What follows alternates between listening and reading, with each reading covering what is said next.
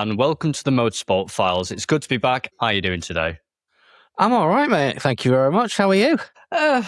Well, what did you think of the race? I think we should just get straight into it, to be honest. A lot of people have said they really enjoyed it. A lot of people said it was fun. I had to watch it twice to prepare for today, and I still can't remember most of what happened. I thought it was pretty forgettable, which might be a controversial thing to say. I don't know. I guess we'll find out. There were some really good things that I think we can talk about. I don't think it was the most exciting race that we've had, and I don't think it'll be the most exciting race that we're going to have this year either. So let's go back a little bit before the race. We had a 5-week break, and during that time, obviously I gave Stefano Domenicali a bit of a hard time in the last F1 show, and tweaks were made. In the sprint and the race, it has helped. So yes, the racing was closer, the super clipping and the yo-yo overtaking was a lot less, but it is still there if you look. First 3 races of the season, it was Mercedes and Ferrari that were yo-yoing, particularly the teammates of Ferrari. It seems that's now McLaren and Ferrari. So it's nice to see that McLaren have made some gains as well. But yeah, during that time period, a lot of the teams have made some major upgrades, not least McLaren. And it has shaken the pack up. What do you think to the shake-up? I think the shake-up's kind of incredible on McLaren's part. I mean, they're actually now, maybe even a championship contender. I think the other side of it is Aston Martin, for the first time, have actually finished the race. So it's good to see they've got a working car till the end. However, I was watching the race, and it was really nice to see that I think the entire grid at one point was about 35 seconds from first to last place, which is amazing. I think these rules have actually done what they set out to do, unfortunately. I didn't notice as much super clipping as much. They went from like the 8 megajoules to 5 megajoules. That's really helped. However, it's still the issue of I didn't really enjoy the race. The first couple of laps were, I think, what everyone saw was amazing. I think that was one of the most exciting parts. And then the last lap was amazing with all this Charles Leclerc spin. That was quite interesting and shook it up a little bit. But generally speaking, in the middle, I think I spent most of my time waiting for the rain. I think at the start it said going to rain on lap 25. There's a little bit of a drizzle. And then the next thing I know, I'm waiting for lap 54, and there was still no rain, really. The only issue of them not keeping the cars on the ground, like I know Max was struggling, was because of the wrong strategy call, and it was just tyre wear. But even when they were doing the pit stops, there wasn't much shake-up. And it's when a lot of people tell me, why do you watch Formula One? It's just cars going around a circle. And Miami was basically that in my eyes. It's a very forgetful race. So Max dropped it lap 1. Very rare mistake from Max. I actually thought he'd been tagged, but he just dropped it on his own merit, didn't he? Which he was quick to admit to. Fair play to him. And he made some pretty spectacular dives to carve his way through the pack, actually. So I'm not a Max hater. I think he did pretty amazing. Yes, he made his little error, but I think he did pretty well. And to be fair, they rolled the dice sticking those hards on for as long as they did. And it nearly worked. It nearly got him there, but ultimately he did. He ended up dropping back down the field to midfield again. But that's just the way the cookie crumbles, to be fair. Sometimes it works, sometimes it doesn't. I think what is important, what's nice to see was the fact that they brought their own Macarena wing. It is amazing. Yeah, I mean, that was us thinking it was just Ferrari, and were we ever going to see it? And then out of nowhere, we have two. So I'm loving that. Really it's also great. Vastly different, though. Like the size of the wings is incredible. Like they know something, and Ferrari knows something, and I want to know which one's better. Like, does it actually work? Is it getting any gain? And what are the other teams doing? I guess if it ends up working, then they'll all be doing it. Yeah. I think, is it Red Bulls? I actually forget which way around this is now. I think it's Red Bulls that actually rotates further. It's like 270 degrees or something. It's slightly different, and I believe it goes the other way round as well. Correct me if I'm wrong. But it's interesting that they have both independently, because this is the other thing. They haven't copied each other. So one hasn't copied the other. They've come up with it on their own, which is really interesting. And to see it in the race, I think is brilliant. Seeing innovation like that is what this sport is really all about. So that's amazing. But other than that, I think their pace increase is genuine. Before, in the first three races, they were pretty much a midfield team with Red Bull. And I do think they have made gains forwards. So much so that I think they are, I probably have to say fourth best, which is a little bit better than where they were. Yes, I know they finished fifth, but I think they're on average about the fourth best team. Notwithstanding Hadjar's crash, obviously, which I think, again, it's a street circuit. It's one of those things, isn't it? He clipped the curb, he got too greedy, and he paid the price and broke his suspension. It's one of those things. But I think Isaac has done enough now to show that it was just an isolated error. It's just one of them things that happens eventually. If you go around 1,000 corners, you're going to knock into one. I mean, it reminded me of 2019 Baku with Charles Leclerc when he went into the castle turn. Yeah. It's just unfortunate. I would have loved to have seen him finish the race just to see where he ended up in that mix-up. Because I think him crashing out probably determined what Verstappen's strategy might have been, as then he was the only car running. And I think it'd be really good to see him. Like, he's definitely, I don't even want to mention this stupid Red Bull curse anymore because it doesn't exist. He's really one to watch out for. And I just saw the absolute anger and frustration when he was constantly slapping the wheels, slapping his head. He knew what he did wrong. And it's just one of things, like, it happens. Yeah. The only thing I'm going to mention about the old Red Bull curse was it was the old regs anyway. We're in a totally different car from scratch. So that's yesterday's news anyway. He's done enough as Isaac, I think, to prove that there is a genuine battle here between the two. If they make progress and they develop that car even further to a point where they're fighting for podiums on a regular basis, it could be actually a really interesting season later on in the year. I like the fact that the regs have changed and that super clipping has been minimized and the yo-yo artificial overtakes seem to have been minimized. They are there, don't get me wrong. It is still there.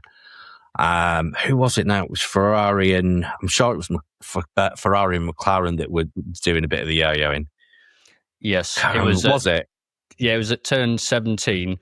I think the drivers are getting used to it now, so they were purposely not overtaking each other because they then didn't get the advantage. And it was turn 17 that I think Leclerc kept on getting past and then immediately getting overtaken again. And they started to learn more. So I think the actual strategy and how they're racing is sort of a little bit more defined now. And they're actually realizing where the yo-yo sort of overtakes are and where you can actually make it happen and make it stick, more importantly. That's inevitable. That was always going to happen. I think when Verstappen had to give the place back, was it on Lewis? Yes. He did it in a very specific place just before the detection point so that he could have another go, which was pretty smart. He also didn't know if Hamilton, so he was on one of the team radios when he was going to give the place back. He actually slowed down a lot, and it was Lewis that took his time to go past, and Max was getting quite annoyed, saying, "What is this guy doing?" I didn't hear that. He's playing chess, mate. That's what he's doing. Yeah.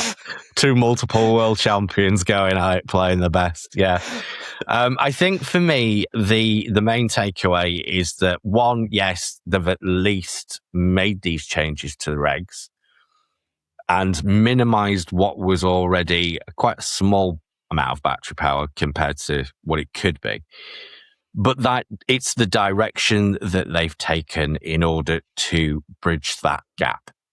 They have moved it towards the internal combustion engine, which tells me that they realize that there is a problem, despite what Stefano Domenicali has said and others. And the closing up of that gap just shows that I think there is a massive failing with this electrical system that they have in place. There is talk, I think it was Ben Sulayem that's proposed that V8s could come back. So what he said is he wants V8s coming back as of 2030 with manufacturers' input. However, if they don't want to support it and don't want to put into it, we're going to bring V8s back in 2031. He's sort of suggested like a 1200 brake horsepower sort of mega engine, as it were, which Toto Wolff is all for as well. And leading into this, actually, so Toto has said that Aston Martin are doing so poorly with their engine, he's actually for helping Aston Martin with their engine development more. However, if all the other teams freeze their engine development, who's that going to benefit? Them, obviously. Having said that, it would have benefited Mercedes had the status quo have remained the same pre-Miami. And I believe that's when it was said. So he's up for helping Aston Martin and Honda with their engine, or in terms of allowing the double development cycle, which they definitely do need. And they need not just on the engine side of it, on the chassis side of it as well, because they need to get over this vibration issue. They need to get over a myriad, actually, of issues. But they do need that chance to be able to catch up to the pack. It saddens me to have to say this, but the slowest lap, Stroll's lap, was slower than the Formula 2. I mean, that is a terrible thing to say. I think it's also an issue, and I know I might be flogging a dead horse here, but Stroll with the blue flags is a little bit of a menace. If you look at some of the onboards, he was going sort of swaying like that. And I think actually he might get a lot of hate for this, but if you're so far down and going quite slow in the pinnacle of motorsport, you're going to have a little bit of a Sunday drive. You're going to do an Alonso and wave people past. What's the point in trying? If you don't have the car underneath you to fight, why bother? Yeah, literally. It's really going to get... I know these are like the top athletes in the world, but there comes a point at which you know you can't fight. At which point there is a human element of going, well, why should I bother? Especially in a driver who personally I believe doesn't really want to be there anymore. Alonso, I'm not so sure. I think he would relish the opportunity to be able to fight again. As to how much longer that's going to last, I don't know. Possibly the end of the year, if we're lucky. He's got nothing to fight for. He's got nothing to prove. So all of the personnel that Lawrence Stroll has thrown into this team has so far come to nothing. And there is a definite problem there that needs to be identified and fixed, whatever that happens to be, whether it be procedural or something. They need to find it and get to the bottom of it, because until they do, they're going nowhere. They'll just be at the back of the grid. I want to see them do better, and I've said that on previous occasions. I really do. It would be nice to see them fighting for at least something. Well, it's only 3 years ago they were fighting for podiums and maybe the occasional win. It's just these new regulations where I think if they hadn't have had the hype of Adrian Newey and the hype of stealing all these top execs, we were expecting so much more than they've delivered. And I think that's why they appear to be doing badly. Obviously, the car is fairly terrible. But I mean, if you look at Cadillac, that you barely see at the moment in the media, you've got Audi, whose car's blown up and no one seems to mind because it's a new team. It's all right. You're wanting so much from Aston because of the Newey thing, mainly. And they've not delivered. So everyone thinks that they're doing rubbisher than they are, if that is even a word. To be fair, I think it was a major mistake putting Adrian Newey in as team principal.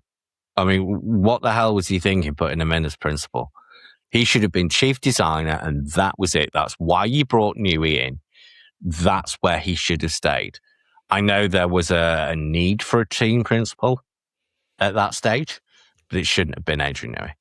That was a mistake. Well, Adrian Newey only said yes because he genuinely said on an interview that he thought it would be an easy thing and he could do all his design work and all the sort of like supply lines and things alongside it, which I guess maybe you can do if your team will naturally run itself if you've got these top execs, but then something is going wrong, suddenly you're needed there, and then you're taken away from the design, and that's why he then stepped down. It wasn't he was fired. He just bit off more than he could chew. Yeah. No, he wasn't fired. He was just moved back to where he should have been in the first place. Yeah. Which is, I think these team personnel have only just moved, and it'll probably take a good 12 months at least for them to settle into their roles.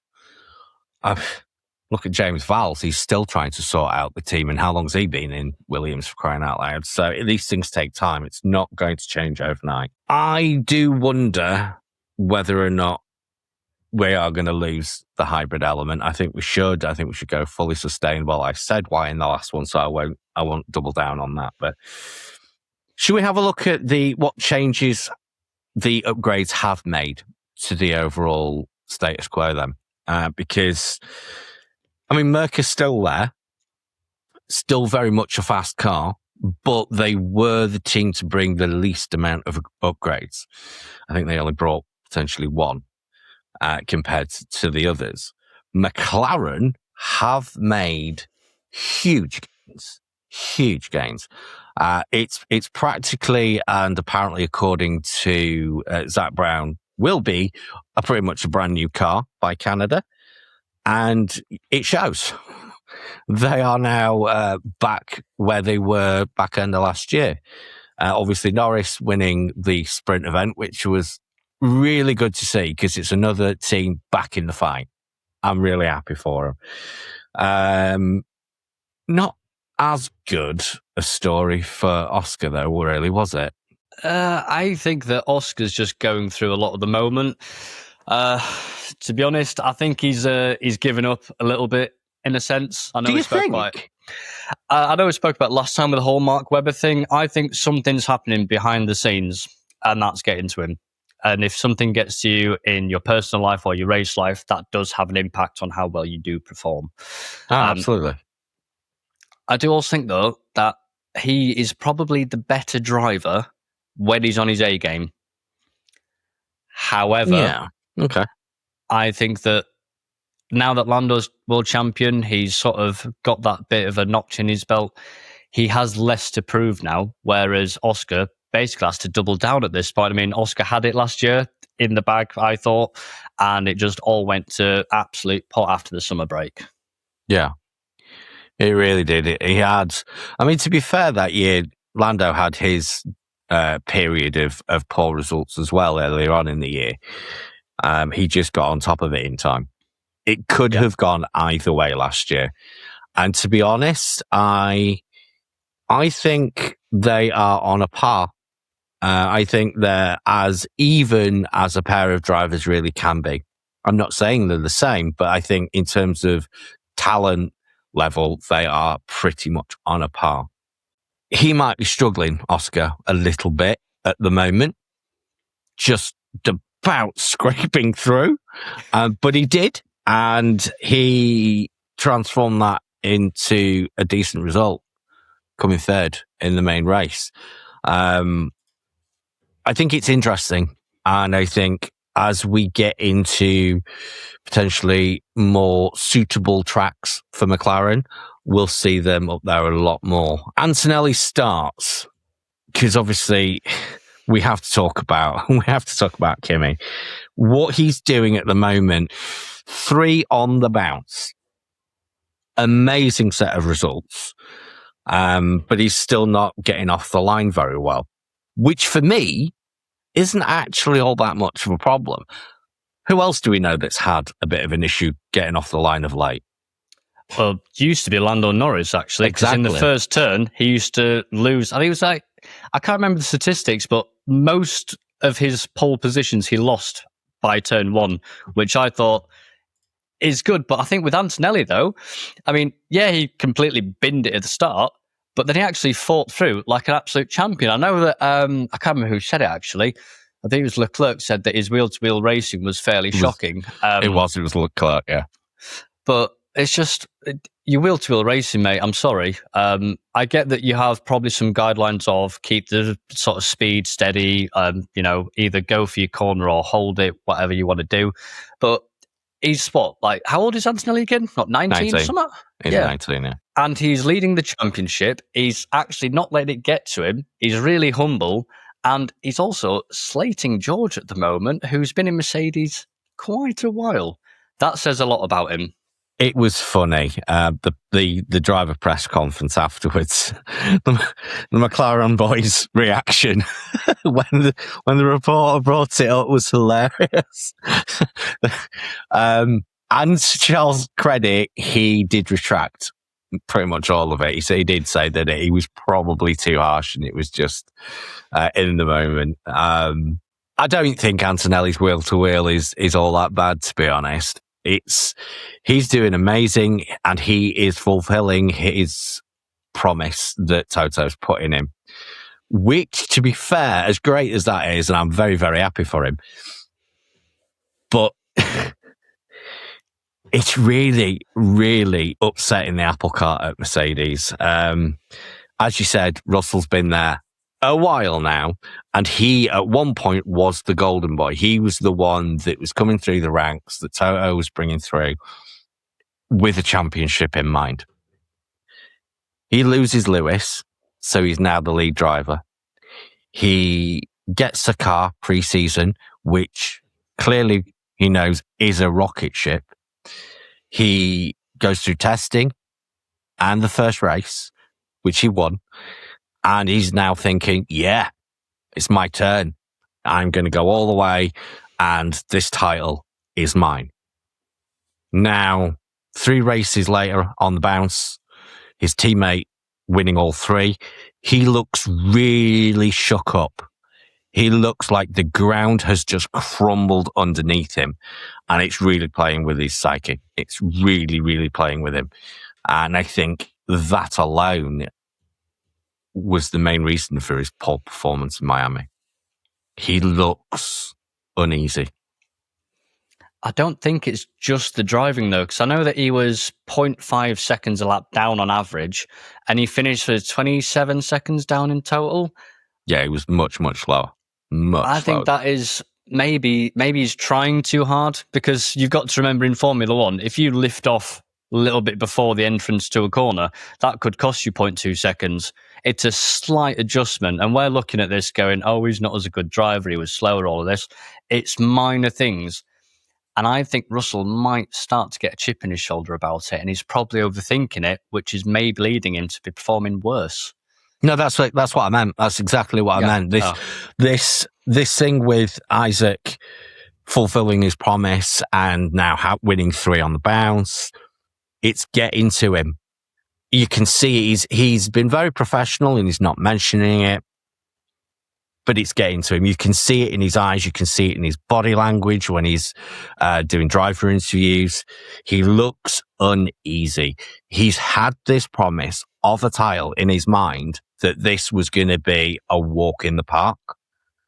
And now, above all of the competitors, including Max, it's his teammate that stands at the moment the best chance of taking that dream away from him. And I think that has really shaken his confidence up. As to how long it's going to last before he gets his head straight, I don't know. But it's not looking good for George at the moment. I think that's where champions are made. I mean, look at Hamilton and Alonso, this young whippersnapper. If you don't fight for it and you can't get out of that headspace, unfortunately, you're not a champion then. You're a race car driver. And that is obviously the massive difference between the dream and the reality.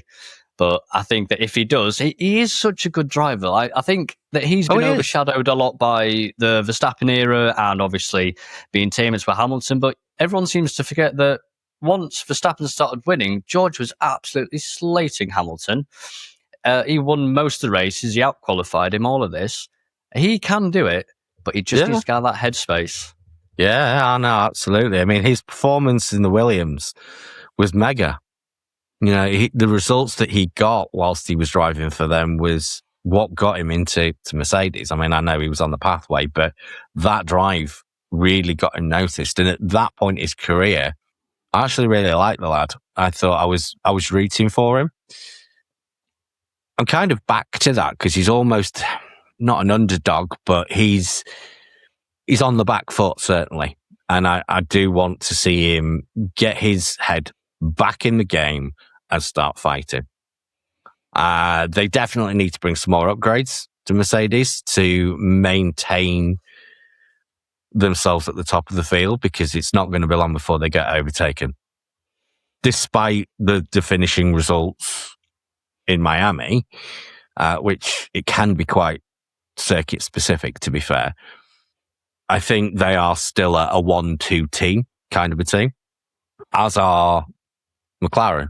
I think they are up there now. And I do believe actually that there's three of them, because I do also think that Ferrari, over the course of the year, will be fighting for those top two places as well. Obviously, somebody's going to lose out, but I think we do have three top teams, which is amazing for the sport. Now, I reckon that Red Bull could probably pop into the mix, because they've done from midfield to what I would actually consider probably one of the front runners now, if they have both drivers. And I think that's a part where Miami failed on. You didn't have enough strategy calls. That's being in the sense of there weren't enough opportunities. I thought it was a bit of a conga line in a way. Yeah. But I think if the track does change, because I actually noticed that when I was watching the Miami Grand Prix, I was thinking you got some really high walls, tight turns, and I think this is the age-old thing of street races, really, because my favourite circuit's Baku. Don't ask me why, I just love it. Yeah. But I don't think that has as many downsides as Miami. I feel like Miami's a lot of tight turns. It's just not that fun. It reminds me of, I think it was the Russian Grand Prix. That's very similar as well. It's just, there's not much space for overtaking in comparison. I think with Baku, though, unlike a lot of the street races, I mean, it is a bit processional in Singapore, but I do for some reason quite like Singapore. But with Baku, it's got inherent dangers in there rather than just concrete walls. It gets thin, it gets tight, it's just so much going on in Baku. It's such a great circuit. I'm with you. I'm a fan of Baku too. And I think a lot of passes can happen in some very unusual places in Baku. Speaking of unusual passes, Max's pass. What the hell? How far back did he come to pull that pass off? That was epic. Which time? Well, which driver? He was dive bombing everyone like it was Formula One online gaming. Yeah. It was fantastic. It was. It was brave to come back from where he was. When I was watching the sprint race, I had absolute flashbacks to like 2021 of the Max and Lewis fighting, when he just dive bombed and pushed him wide. But he made it stick, and it was a great thing. But also, I know that Carlos Sainz said that he was a little bit angry, a little bit dangerous sort of thing. But on the post-race, Max said, I've just spun, I'm miles behind, I need to get through these people. He's still got their mentality, and I love to see that, especially driving one of these Formula One cars, but also making it stick and getting a good position from it, even though the strategy call at the end was a little bit poor maybe on his part. But it was so good to see proper racing again. Like, him cutting through the field was what we want to see. And that's the difference. That is the difference. I'm looking forward to Canada, actually. I'm looking forward to seeing just how close Red Bull can be. I am going to reserve the right to make a decision on that. For me, Red Bull is still the fourth best team. I can't quite put them in that top echelon. I don't think they're quite there to a point where they can fight for the podiums yet. I'm not sure it's going to take them that long. But at the moment, for me, I don't think they're quite there yet. Moving on from Red Bull, then, let's move to their sister team. I didn't see the lead up to this, so I'm not 100% sure what happened. But Lawson spearing into the side of Pierre Gasly. Do we know what led to that, or was it just simple? He just outbraked himself. I think he just outbraked himself, but was there anything else involved with that? So what I was reading on and looking at the onboards, what happened was, I believe Lawson was harvesting energy. So he went a little bit slower and further into the corner, and it was just a bit of a knock, basically. That's what I could gather by some of the post-race stuff. Because from what I saw from the replays, he basically speared into the side of Pierre, which acted like a ramp, but it was quite a low impact shunt that just tipped him over and popped him onto his side. Pierre was absolutely fine. So not really anything to worry about on that. If it was just a mistake and it was a technical thing, fair play. Yeah, I didn't really see much of the Hamilton-Colapinto accident. I know they brushed up against each other, and then halfway through the race, Hamilton has some fairly badly damaged car, which is probably why it wasn't actually as competitive, which I didn't really see it in the race. It was only after looking that I noticed that. No, not a lot was made of it. I think the coverage is lacking, because we're not seeing half the race. And I think that's part of the problem why it's not as engaging as it possibly could be. I have no idea what happened with Williams. We didn't see them, really. In fact, a lot of the midfield teams didn't see him. I still don't think I've seen Cadillac go around. They've got a nice new livery. Oh, don't talk to me about liveries. Hey, to be fair, I really like the Toro Rosso one. Oh, not Toro Rosso. Whoa, a little bit of retro there, Zach. Wowzers. So let's start again. No, leave me in. It's good. I like it, yeah. Well, no, I really liked them being yellow because it reminded me of the Jordan days, but it's nice to look at it from like the TV cameras, obviously, and you can clearly see who's who. And that's the first time I've actually noticed that. You know exactly what team's who. You look at the little T-bar, you can see who the drivers are. You don't need to see the helmets. And I thought it was just really interesting, really nice, and just something a little bit different. But that's something I wanted to get onto is the media coverage. So I know previously we've mentioned how rubbish it is and that the battery graphics are rubbish and all of this. I think that it's getting better. I just don't think Miami had the best sort of race, because I was watching the Max versus Colapinto sort of fight, and they had basically immediate radio messages, which was great. And also I think the battery deployment isn't being used as much now, which I'm actually kind of liking, because I think I'm starting to understand it more, which is a massive U-turn on what I thought sort of like 3 months ago, where I was saying like you need it. But I think now that they've reduced the super clipping, as we said, I don't think we need to know when exactly they're recharging, because the commentators are actually doing a fantastic job explaining that to your ear rather than you actually visually seeing it. I like to have it, and I think I did notice on the Channel 4 coverage that there was battery meters popping up. I like to have that information because sometimes the commentators will be saying one thing and you can also look. So you're sort of scanning, aren't you, when you watch F1? So with so much information coming at you, I still think there's a place for the graphics. And I still agree with you. I think we do need that. The biggest peeve I've got at the moment is what they're showing rather than graphics. I like what they're doing at the moment, and I'm still with you on that, but they need to do a better job at covering the whole race, not just the top five. Yeah, well, I think I noticed that, which is really annoying. So on the main display, you'd have like your front runners, and then you've got the little box on the left-hand side, and occasionally it's like the TV pop-up.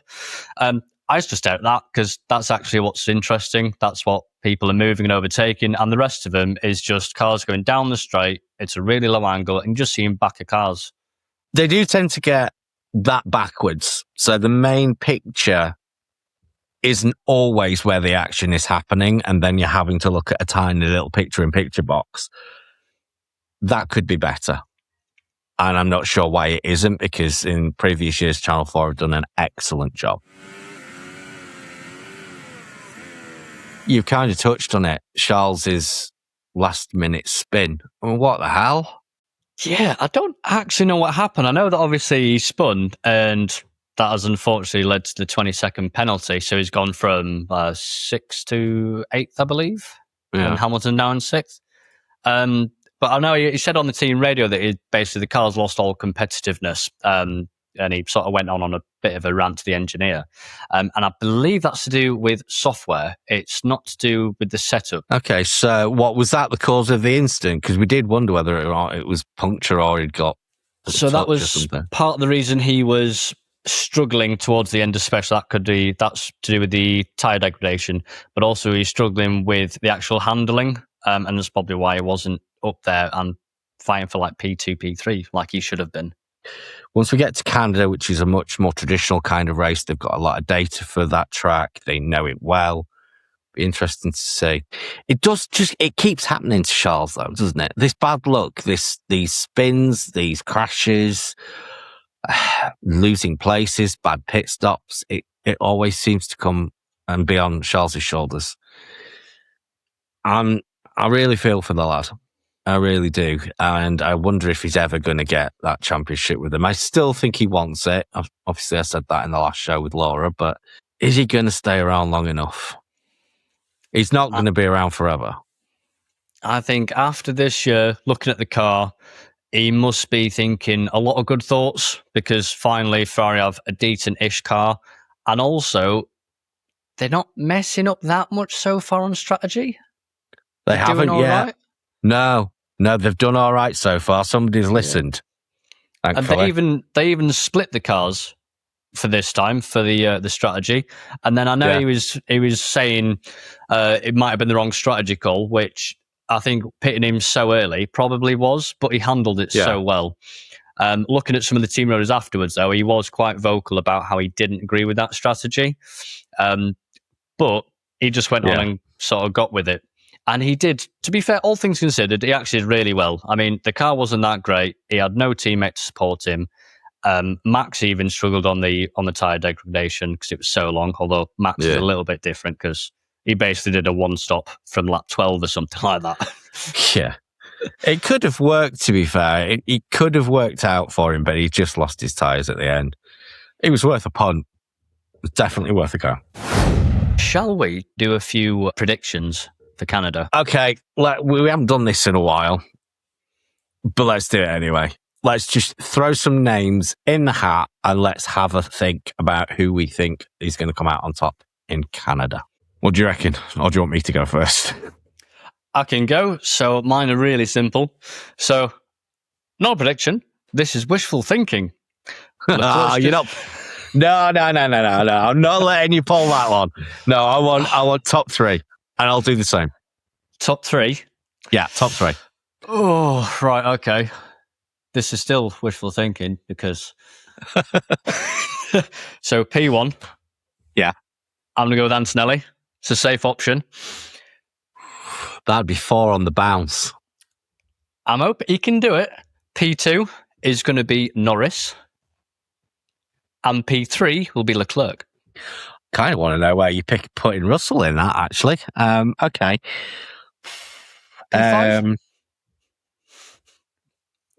So Canada has always been Lewis's track. Mm-hmm. He goes well. Do I think he's got the car under him for that? If it rains, he has a good chance. But what's the chance of it raining? Pretty well in Canada. Pretty well. I don't think he's quite there yet. I would love to put him in that top 3, but I don't think he's there. So I am going to go Norris in first. I think Oscar has still got something to deal with. So I'm not going to put him in the top 3. I'm going to go Norris, Russell, Antonelli. Top 3. Ah. Yeah. Favourite team, much, eh? No.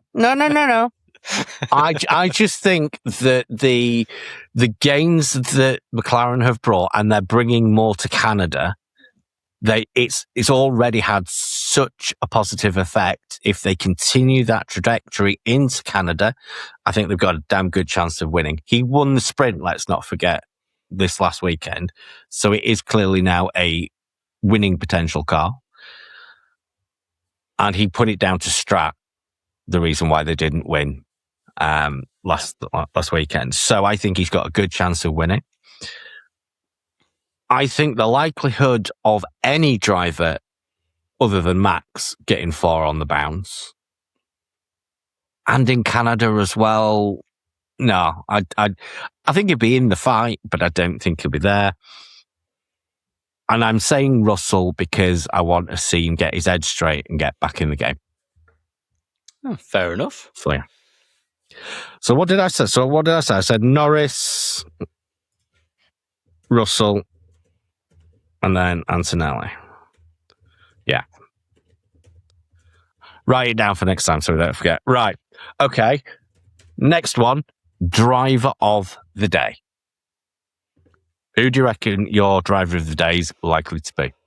Ooh, overall. That's a difficult one. It's an interesting one, though. Yeah, it always depends on just, who votes first and also who did the best job. Because driver of the day isn't always the driver of the day in my eyes. But... Oh, no, sorry, I meant your driver of the day, not whoever's going to be voted. Yeah, no, who is your driver of the day? I'd say Max, quite simply. I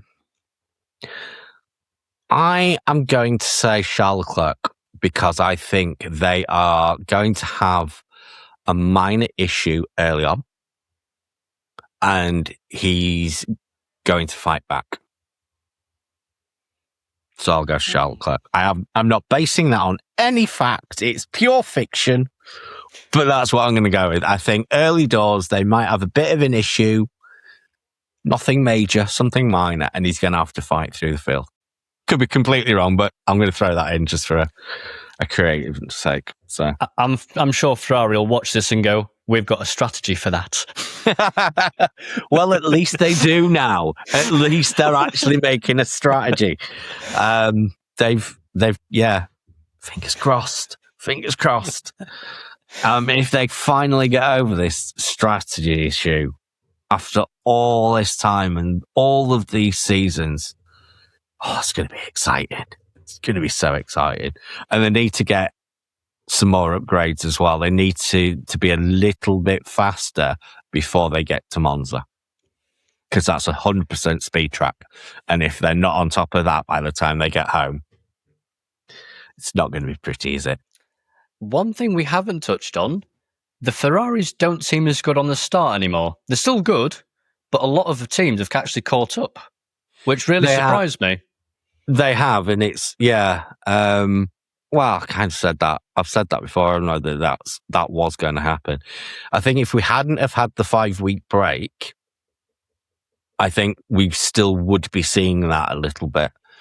Because they've obviously had now 2 weekends where they've not had to go to a race. They've not had all of that transport to and fro. 100% of their effort for all of the teams has been able to be focused purely on developing the car. And that's made a hell of a difference.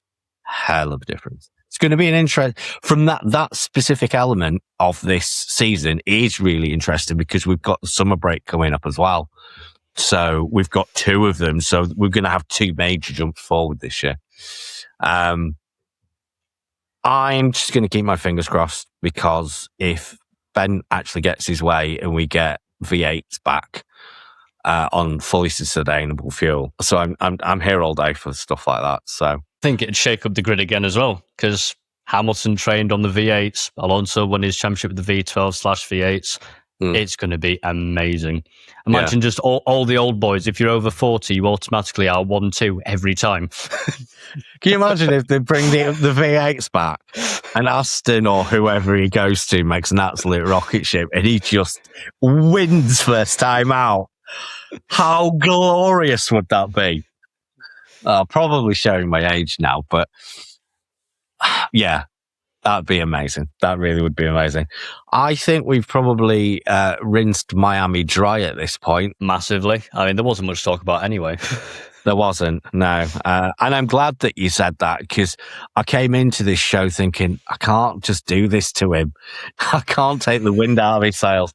So I'm glad that we're on the same page about this. So, yeah. The most positive member of the new regulations, trying to find the good points. I can't.